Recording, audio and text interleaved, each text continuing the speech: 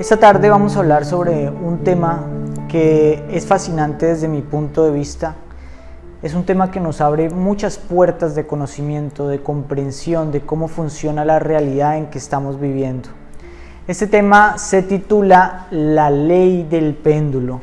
Hoy vamos a hablar de la interacción de los opuestos, de cómo vivimos en un mundo compuesto por fenómenos de ambos polos que confunden nuestra mente, que generan muchas ilusiones, que nos desorientan y que producen este fenómeno que llamamos la oscilación del péndulo. Todos sabemos que es un péndulo, un objeto que tiene un peso que oscila de uno a otro extremo. Pues bien, esa misma oscilación se puede producir en emociones, en pensamientos, en estados de ánimo, en condiciones existenciales y en muchos otros fenómenos de nuestra vida. Todo partiendo de la interacción de los opuestos. Así que este es un tema muy interesante que si lo reflexionamos nos va a dar muchísimas herramientas para que nosotros podamos comprender la vida desde una perspectiva más profunda, neutralizar los extremos y alcanzar una armonía, un bienestar, un gozo que jamás nos han enseñado ni en nuestra sociedad ni en nuestra educación, porque en nuestra sociedad, en el mundo en que vivimos, se considera el ideal como perseguir un extremo, lograr una cúspide, y nunca se nos enseña la importancia de retornar al centro, al equilibrio. Para empezar desde un principio debemos contemplar y no dejar de observar en nuestra naturaleza lo que llamamos el principio de la dualidad, porque de aquí parte toda esta enseñanza. ¿Qué nos dice el principio de la dualidad? Nos dice que la naturaleza se manifiesta a través de pares opuestos y esto seguramente nos va a resultar familiar. Si nosotros contemplamos el mundo en el que vivimos y en el que estamos acostumbrados a movernos, pues vamos a descubrir que hay fenómenos de polos opuestos como el calor y el frío, como lo bueno y lo malo, como lo elevado y lo bajo, como lo ancho y lo angosto, como lo masculino y lo femenino, condiciones existenciales de compañía y soledad, estados interiores de alegría y tristeza, temporadas de abundancia y escasez. Los opuestos están en todas las cosas. Nuestro plano existencial es una interacción y un movimiento de estos opuestos. Están tan penetrados en nuestra vida y emociones que no se nos extraña ver esto y nos parece algo de niños, y lo es. Sin embargo, yendo más allá, podemos ver que detrás de todo esto hay una profundidad mayor, porque nosotros contemplamos los opuestos desde una mente racional que divide, y obviamente estos opuestos nos parecen muy diferentes, y lo son, porque obviamente el calor es igual al frío. No. ¿Lo alto es igual a lo bajo? No. ¿Lo cerca es igual a lo lejano? No. Entonces nuestra mente separa y divide e incluso opta por la preferencia y decimos: a mí me gusta más el placer que el dolor, a mí me gusta más el calor que el frío. Pero ojo, acá es donde viene el meollo de esta enseñanza, porque los pares opuestos no están tan distantes.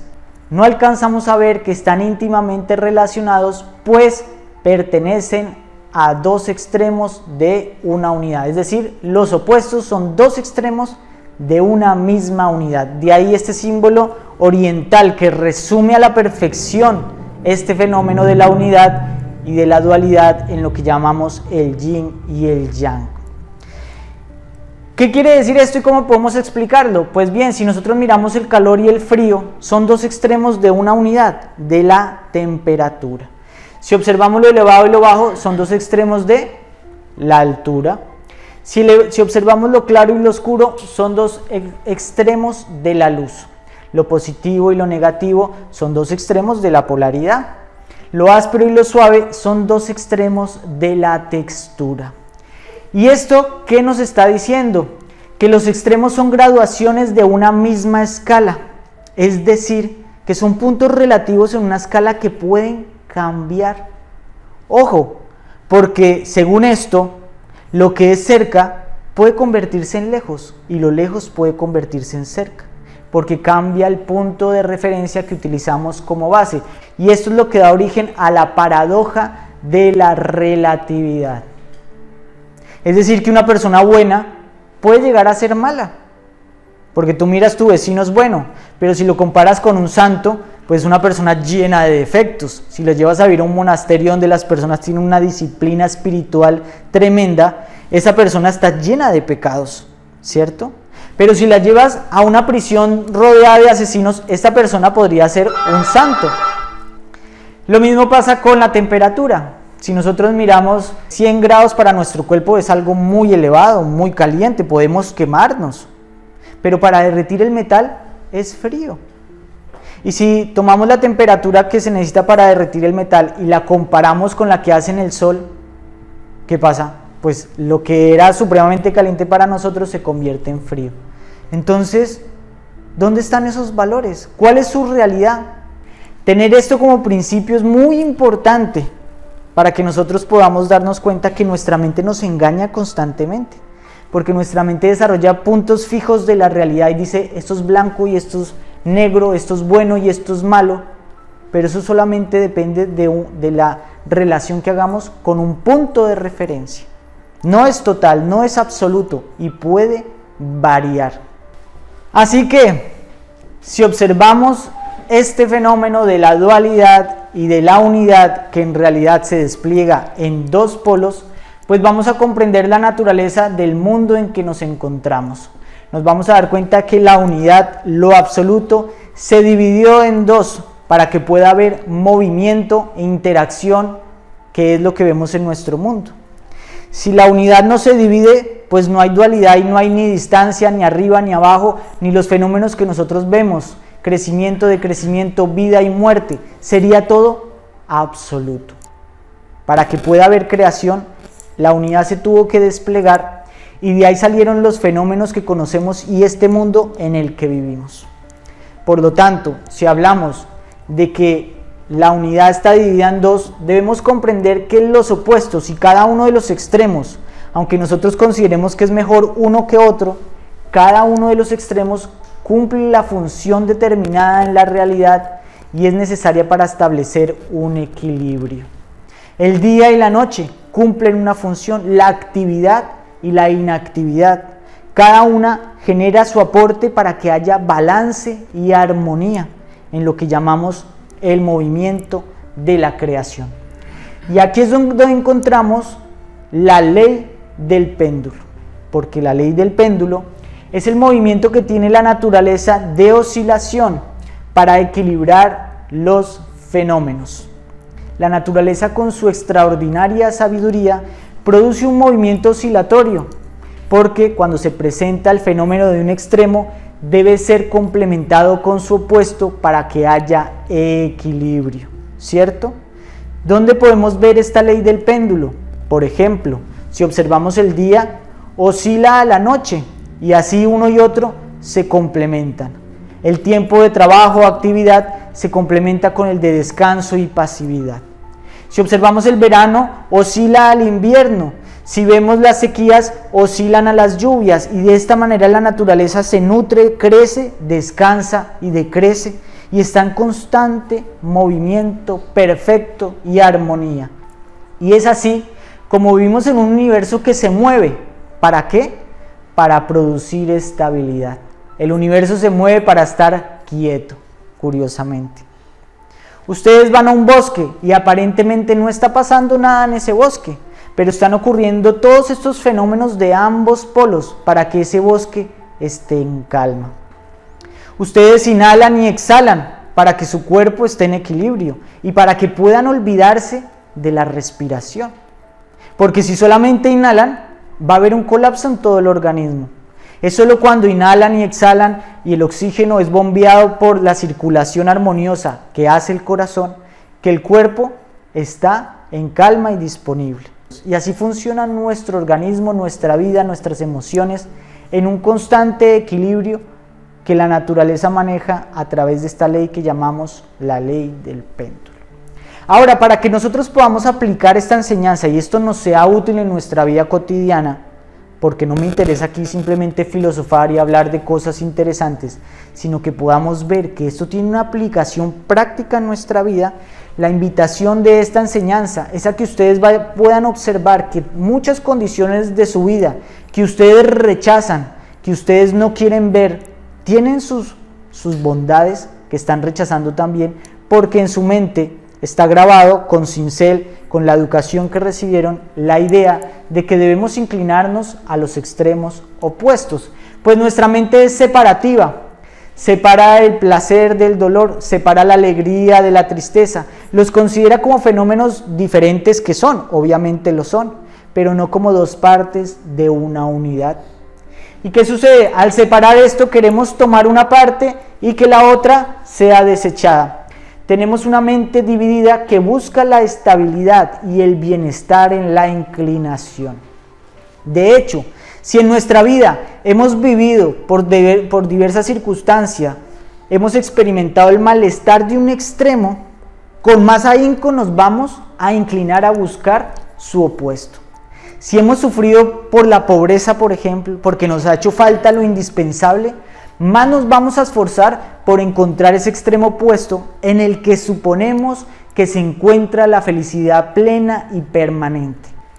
Debemos saber que la ignorancia es la que nos hace inclinar, pero la sabiduría es la que nos lleva a equilibrar, a encontrar ese punto medio donde está la armonía y la justicia. Al no saber todo esto y al tener una mente racional, conceptual, radical, los seres humanos, en vez de buscar el equilibrio, nos inclinamos a las ideologías conceptuales que siempre van a ser extremistas y por lo tanto opuestas. Encontramos ideologías políticas, filosóficas, ya sean negras, ya sean blancas, ya sean que dicen que sí, ya sean que dicen que no, ya sean que dicen para la derecha o para la izquierda. Reflexionen solamente en el nombre de lo que es un partido político. La palabra partido nos está diciendo que es algo dividido, fragmentario, no total. Estas ideologías, por un lado, hay aquellas que son represivas y hay aquellas que son permisivas. Hay ideologías que nos dicen que debemos evitar y otras que debemos entregarnos. Y todas las vamos a encontrar con cierta radicalidad, impidiéndonos encontrar el camino del medio. El que se inclina hacia el extremo de la izquierda, pues espera que los problemas de la vida se acomoden a su ideología, igual el de la derecha. Esto es como arreglar algo en la vida con una sola mano, porque si tenemos dos. Por eso los grandes maestros no escribieron libros, porque para vivir sabiamente se necesita más que una doctrina de los extremos. Se necesita sabiduría que ya vamos a descubrir cómo implementarla en nuestra vida. ¿Qué podemos hacer entonces? Debemos ir más allá porque lo difícil es encontrar lo justo. Es fácil aceptar la ideología de un extremo y decir yo soy de izquierda o derecha, yo soy restrictivo y no hago esto, o soy permisivo y creo que debo hacerlo. Lo difícil es saber que en la vida tenemos a veces que hablar y a veces tenemos que callar. Ambas cosas en un momento determinado son útiles, pero no podemos desarrollar un concepto fijo de que debemos siempre hablar o debemos siempre callar. Hay veces que es importante creer y tener fe, y también es importante no creer y saber tener escepticismo. Es importante ayudar y a veces es importante no ayudar, porque cuando ayudamos a una persona que debemos dejarla actuar sola, ¿qué pasa? La sobreprotegemos y la limitamos, ¿verdad? Es importante invertir y también es importante ahorrar. Esos valores que son tan importantes para la administración como lo es el ahorro y la inversión pueden convertirse rápidamente en un defecto, porque cuando ahorramos en destiempo, eso se llama tacañería. Y cuando invertimos a la hora en que hay que ahorrar, eso se llama derroche. Así que nos encontramos en un barco, en una marea en la que no sabemos navegar si no aprendemos algo más que los conceptos. Porque con qué concepto vamos a aprender a encontrar ese equilibrio en una vida dinámica que no está quieta, ¿cierto? Porque cuando se nos presentan los fenómenos es que debemos decidir, ¿a esta persona la ayudo o no la ayudo? ¿Esto lo creo o no lo creo? ¿Qué libro sagrado te puede decir en ese momento, hazlo o no lo hagas? ¿Cómo lo vamos a hacer? Y no solo ante circunstancias, porque también tenemos emociones de los extremos. ¿Cómo vamos a lidiar con esas emociones? Algunas nos agradan y otras nos desagradan. El enamoramiento. ¿A quién no le gusta estar enamorado y tratar de darle continuidad infinita a esos sentimientos? Pero al enamoramiento se le opone la monotonía, ¿verdad? Está muy relacionado que el enamoramiento venga en un principio de una relación y luego oscila a la monotonía. Encontramos la euforia y la depresión, encontramos el placer y el dolor, la diversión y el aburrimiento, el entusiasmo y la pereza. Todas estas son emociones humanas de polos opuestos. Obviamente, al ver estas emociones, toda nuestra vida se basa en cultivar los de un extremo. Y de esta manera nos entregamos a ciertas emociones. Nos entregamos a la embriaguez, nos entregamos a la diversión, nos entregamos al entusiasmo, sin darnos cuenta que estas emociones oscilan. Bien sabemos qué pasa después de una noche de copas, porque después de la embriaguez viene la resaca. Después de haberse enamorado durante mucho tiempo, ¿qué pasa con la convivencia? Ese enamoramiento no dura, porque oscila. ¿Qué ocurre cuando nos entusiasmamos con hacer arreglos en nuestra casa o con realizar un proyecto? Esto les ha pasado seguro porque es humano. Deciden hacer una reforma o lo que sea, hacer una manualidad y muy entusiasmados van y compran los materiales. Pero de pronto, llegado el momento de realizarlo, de culminarlo, se dan cuenta de que el combustible se agotó, ya no quieren terminarlo, quieren hacer otra cosa. Osciló del entusiasmo a la pereza. Pero ¿no fueron ustedes los que eligieron hacer esa tarea? ¿Cómo es posible que ahora no quieren terminarla o no pueden hacerlo? Pues porque nos hemos inclinado a los extremos y esa inclinación produce oscilación. Por eso decimos que la ignorancia nos hace inclinar, mientras que la sabiduría nos lleva a equilibrar. ¿Verdad? ¿Cómo vamos a hacer esto? Pues tenemos que aprender a encontrar el estado medio en todas las cosas. Tenemos que comer sin caer en la gula, porque comer es algo importantísimo, pero puede llegar a producirnos una enfermedad cuando lo hacemos en exceso. Tenemos que aprender a proteger sin caer en la sobreprotección. Tanto la protección como la falta de ella pueden perjudicar a un niño si están en exceso. Si sobreprotejo a un niño o lo abandono, eso le puede hacer daño. Tengo que aprender a descansar sin caer en la pereza. Tengo que aprender a desarrollar la fe sin caer en el fanatismo. Tengo que saber ser escéptico sin caer en el escepticismo. ¿Cierto? ¿Qué libro me va a enseñar esto? ¿Cómo lo voy a hacer?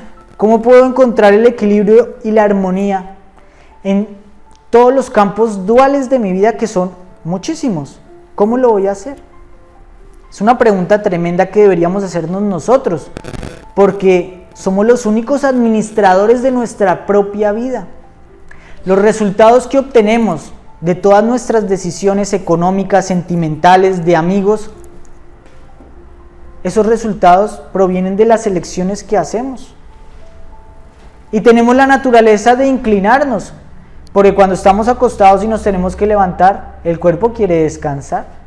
Cuando estamos comiendo algo nos gusta y está bien, el cuerpo quiere seguir, ¿cierto? ¿Cómo vamos a hacerle entonces para encontrar ese punto medio que se mueve y que no es igual para todos? Porque tal vez las horas de sueño que son útiles para ti no lo son para mí, ¿cierto? Lo correcto en este momento es hablar y en otro callar. ¿Qué se necesita para encontrar eso? ¿Quién sabe? Para encontrar el criterio de dónde está el equilibrio. Exactamente. ¿Qué es lo humanamente que nosotros tenemos a nuestra disposición? Lo único que nos permite encontrar eso. La presencia de la conciencia, ¿no? Tú ya lo sabías. Obviamente necesitamos liberar la atención. La atención es la única cualidad humana que nos permite determinar que en este justo momento mi límite pasó. Tal vez estaba hablando con unos amigos y en su momento estaba bien, pero cuando mi conciencia me está advirtiendo que llevo mucho tiempo hablando y que ya estoy dejando de hacer otras cosas, ahí es que yo tengo que aplicar esa sabiduría. Esa sabiduría es móvil, dinámica, viva, no proviene del intelecto, ¿cierto? En determinado momento siento que debo ayudar a una persona, pero en otro momento veo que si le ayudo, le perjudico a la misma persona. Y solamente con atención, observando la circunstancia, puedo darme cuenta cómo equilibrar esa situación para que sea inteligente. Esto es lo que nos diferencia de los robots. Y el problema es que las ideologías nos convierten en robots porque nos dan la comodidad para no utilizar la conciencia. Porque para usar la conciencia tenemos que estar atentos en la vida, en cada situación, porque cada situación es nueva y a nosotros no nos gusta estar atentos y la mente no está preparada para estar atentos. Por eso nos inclinamos a las ideologías y terminamos haciendo tonterías y acciones supremamente descabelladas, apoyándonos en que así lo dice mi religión, así lo dice mi partido político, eso es lo que se dice que es lo correcto que debo hacer. Y estoy traicionando a mi conciencia, que a medida que yo le meto más información, se va atrofiando más y más y más, ¿verdad? Así que eso que nosotros llamamos valores, como la fidelidad, el respeto, todo eso, son útiles únicamente cuando hay atención. La generosidad, todo eso solamente es útil cuando hay atención, porque la generosidad puede convertirse en un error. La tolerancia puede convertirse en un delito, en un error también. Debemos saber que los valores no son virtudes, sino herramientas de la conciencia. Pero la persona que tiene la conciencia dormida, así sea muy religiosa, va a estar cometiendo errores constantemente, porque no puede ver. ¿Y cómo vamos a despertar esa conciencia? Pues tenemos que aprender a observar los estados psicológicos que nos llevan a inclinarnos a los extremos. Porque todos nosotros en nuestra vida desarrollamos yoes de estados extremos, el yo tacaño y el yo derrochador. Y a veces, como nuestra mente nos engaña, nos dice, es que yo soy una persona muy tacaña, pero no me doy cuenta que tengo ambos polos. Porque si soy tacaño para unas cosas es porque guardo el dinero para gastarlo en otras, ¿cierto? Tal vez soy tacaño para comprar las cosas de aseo, pero soy derrochador para invitar a mis amigos a una fiesta, ¿verdad? Y todos tenemos esos yoes que nos inclinan a los extremos. Debemos descubrir el yo trabajador y el yo perezoso, porque hay personas que consideran que el yo trabajador es una virtud, y trabajar cuando hay que descansar también es un defecto. Se considera la persona que es supremamente trabajadora virtuosa, pero ¿qué pasa con la persona que trabaja demasiado y abandona sus responsabilidades en el hogar, consigo mismo? Porque a veces perdemos la salud por el trabajo, ¿cierto? Entonces condenamos al perezoso porque no hace nada, pero el perezoso también es un defecto. Y el perezoso es una persona que ya está en el estado opuesto. Si trabajamos ambos extremos, pues vamos a saber trabajar y descansar. Tenemos el yo moral y el yo inmoral. El yo moral es un yo restrictivo que está atado a un montón de códigos morales y que no se sale de ellos y que se vuelve fanático. Y el yo inmoral es un yo extremadamente flexible que muchas veces es antirreligioso y hace de todo y se degenera y es lo opuesto al fanático. Así que encontramos un extremo y otro que son perversiones de la acción correcta. Fíjense que la acción correcta es diferente a la acción buena. Correcto quiere decir recto, justo, no bueno. Correcto no nos habla de una pendiente de 45 grados hacia una cima, sino de una llanura hacia el medio. Correcto. Encontramos el yo lujurioso y el yo célibe, porque tenemos el yo, si tenemos el yo que le gusta mirar a la vecina, a la pareja del otro, pues es porque no nos gusta mirar ni a nuestra propia pareja. Porque cuando estamos con nuestra pareja nos sale ese yo célibe que está desinteresado, que es frío. Y el cultivo de ambos yoes es lo que nos lleva a no tener el fuego sexual y la armonía con nuestra propia pareja. Tenemos el yo fanático y el yo escéptico, y cuando trabajamos todos esos yoes de los extremos, alcanzamos la sabiduría del bien y del mal. Y estamos más allá del bien y del mal, más allá del placer y del dolor. Porque al igual que nuestras emociones y nuestras condiciones existenciales, el placer y el dolor nos hacen oscilar de uno al otro lado. Y no hay placer que sea perdurable. Todo placer se disminuye. Y cuando se disminuye, viene el ansia de sentir un nuevo placer. Y esa ansia es dolor. Cuando han terminado las vacaciones, viene el dolor de regresar al trabajo. Cuando ha terminado la fiesta, viene el dolor de la resaca. La felicidad es algo que está más allá de eso, pero lo desconocemos porque estamos acostumbrados a creer que la felicidad es placer. Tenemos la mente atrapada en ese movimiento del placer y del dolor. Si nosotros alcanzamos la sabiduría del bien y el mal, vamos a equilibrar en nuestra vida todos los excesos. De esta manera vamos a conocer el gozo que está más allá del placer y del dolor, que los sabios han llamado la paz. La paz es un estado desconocido para las personas, porque cuando estamos en paz, cuando todo está bien, nos aburrimos, pues en nuestra mente persiste la idea de que lo ideal está en un extremo. No sabemos valorar la paz hasta que no sepamos y tengamos el conocimiento y el entendimiento profundo de que los extremos son sufrimiento. Salirse de esa paz es salirse de la sabiduría. La invitación es a que nosotros observemos estos opuestos presentándose en nuestra vida en cada momento, situaciones que nos exigen ser de una manera positiva y negativa, enérgica y pasiva, dinámica y retraída, ayudar y no ayudar. Y que descubramos que solamente si despertamos nuestra conciencia, nuestra individualidad, nuestro sentido común, vamos a descubrir lo que tenemos que hacer. ¿Se entendió qué es la ley del péndulo?